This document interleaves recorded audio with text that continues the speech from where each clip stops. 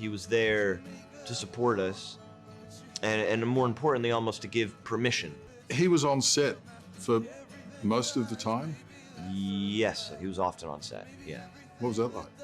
That was tough at the start, you know? Yeah, you know, a big part of my job is to, you know, you have to afford yourself a certain amount of delusion to kind of, you know, trick yourself a little bit, even just for a moment.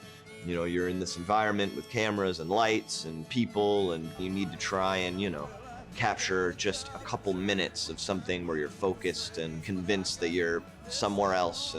And it was very hard to do that when, you know, I just felt like a fraud because I knew that the guy was over here.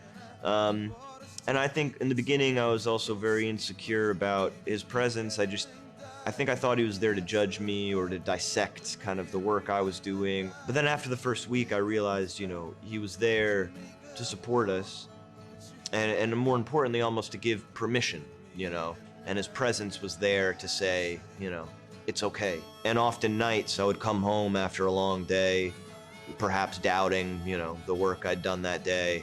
And almost every night, if he was there on set that day, I would have a message from him on my phone, and he would be pointing out a particular moment, big or small. It could have been after a performance, or it could have been a scene in a diner, the way that I looked at the waitress.